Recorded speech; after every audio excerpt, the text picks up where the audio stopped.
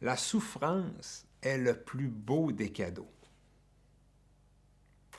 Ça, je sais que c'est un titre qui pourrait provoquer certaines personnes, qui pourrait déplaire à certaines personnes. Il y a des gens qui pourraient se dire, ouais, mais Mathieu, moi je suis en souffrance et je trouve vraiment pas que c'est un beau cadeau. Je suis fatigué de souffrir. Il y a tout le temps un inconfort, un malaise. Ma vie ne va pas comme je veux. Et je pourrais même dire que je ne suis pas heureux. Et toi, tu es en train de me dire que c'est le plus beau des cadeaux. Je ne suis pas d'accord. Mais j'aimerais aujourd'hui vous donner une autre vue sur la souffrance. Et quand je parle de souffrance, là, je ne parle pas nécessairement de la grande souffrance qu'on vient de perdre un être cher ou quelque chose, un projet qui nous tenait à cœur depuis des années, qui s'effondre et qu'on n'y peut rien, on a fait une faillite. Je ne parle pas de grosses choses nécessairement. Ça peut l'être. Mais je parle de toutes les petites souffrances qu'on a continuellement dans notre vie d'humain.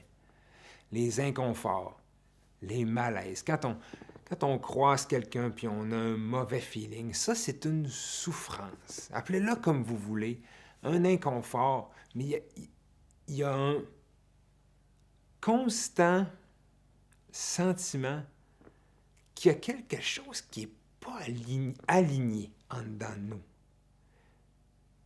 Et pourtant, on sait qu'il y a une manière de vivre où on serait totalement léger, totalement bien, bien dans toutes les situations, qu'on serait à l'aise, qu'on serait satisfait, complet, le cœur grand ouvert. On aimerait ça que ce soit comme ça en permanence, mais on dirait qu'il y a tout le temps quelque chose qui ne fonctionne pas. Et ça, ces petites souffrances ou ces grandes souffrances, je vous dis que c'est le plus beau cadeau de votre vie.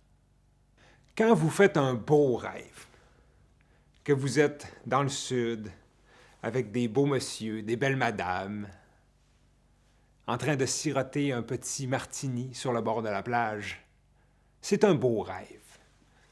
On n'a pas envie nécessairement de se réveiller. Hein? On aime mieux rester endormi et de flotter comme ça jusqu'au matin. Mais quand on fait un cauchemar, on a envie de se réveiller, on veut se sortir de là. Et si vous, dans votre vie présentement, vous avez des souffrances, c'est très probablement parce qu'il y a un appel en dedans de vous à vous éveiller, à vous réveiller de ce rêve-là dont vous êtes fatigué. Et à chaque souffrance qui arrive, c'est un signal qui dit « Hey, écoute-moi, réveille-toi, il y a quelque chose en dedans de toi qui ne fonctionne pas, que tu ne laisses pas passer. Il y a une énergie qui est là, qui est prise dans le ventre, dans la tête, dans le cœur, dans la gorge, qui veut sortir, qui veut s'exprimer. Mais nous, on ne veut pas le laisser sortir parce qu'il y a comme une peur de cacher en arrière de tout ça. On dirait qu'on a peur de le laisser aller, peur de le montrer aux autres peut-être. On a peur que ça explose si on le laisse sortir. On a peur de ce qu'on pourrait trouver derrière cette souffrance-là. Et la souffrance, vous allez vous rendre compte que on la trouve, oui, dans nos pensées, avec nos histoires qu'on se raconte, qu'on a une histoire que moi, je me sens toujours comme ça, dans cette situation-là, puis que je me sens donc mal, puis on fait comme se convaincre de ça. Mais la souffrance, de la manière qu'on la sent pour vrai, que ce soit conscient ou inconscient, on la sent en dedans de nous. On la ressent sous forme de sensation, d'inconfort. Alors, quand cet inconfort-là apparaît, vous allez voir que c'est relié à une pensée. Il y a un feeling qui arrive, qui déclenche une pensée. Puis souvent, c'est inconscient. Il faut ralentir un peu pour bien le voir. Mais un bon vieux mal de ventre de stress. Je crois que tout le monde connaît ça. Et automatiquement, dès que ça commence, ça active des pensées. Ah, ça, je connais ça. Je me sens souvent comme ça. C'est à cause de la situation. C'est à cause de la personne. Il y a toujours une raison. Ou des fois, on entre dans un endroit, dans une pièce, dans une situation. Et là, on commence à se faire une histoire. Et cette histoire-là déclenche notre mal de ventre, notre serrement à la poitrine. On a de la misère à s'exprimer devant les autres, par exemple. Il y a cette souffrance-là qui se déclenche. Mais ça, c'est un signal, mes amis. C'est un cadeau de l'univers. C'est quelque chose qui vient te rappeler, « Hey, relax. Écoute-moi. » C'est comme un peu... C'est l'enfant intérieur. C'est ça, l'enfant intérieur. C'est une partie de vous qui a été enterrée, mis sous pression. Non, sors pas, je ne suis pas supposé me sentir comme ça. Cette chose-là veut être écoutée, veut être vue, veut être ressentie à votre pleine capacité. Elle veut sortir de vous, mais la peur, juste la peur, je ne sais pas c'est la peur de quoi, mais la peur nous fait comme nous forcer à la laisser là. On a peur de ce qui va sortir.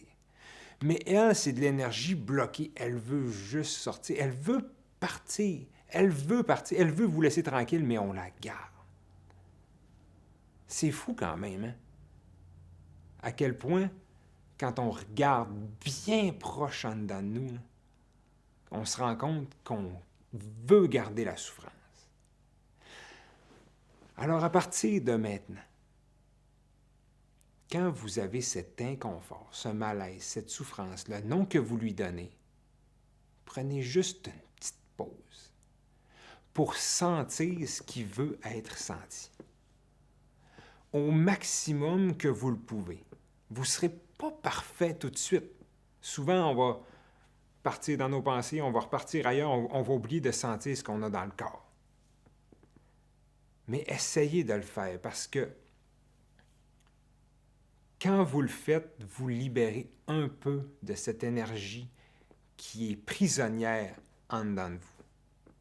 Il y a un enseignant spirituel qui s'appelle J.D. Krishnamurti. Je ne sais même pas si je le dis comme il faut, mais ses livres sont extrêmement intéressants et une des choses qui m'a marqué chez lui, c'est qu'il dit « Hold the suffering like a jewel ». Ça veut dire « Tenez la souffrance comme si c'était un diamant. Regardez-la sous toutes ses coutures, comme si votre souffrance était le plus beau des diamants que vous avez trouvé à l'intérieur de vous et que là, vous le regardez. Vous regardez sa vraie nature, vous regardez la sensation que vous repoussez, vous la sentez au maximum. Jusqu'au point où vous pouvez vous rendre compte qu'elle est inoffensive, qu'elle n'a aucun pouvoir sur vous, qu'elle n'est ce qu'elle est. S'il n'y a pas de pensée de rattacher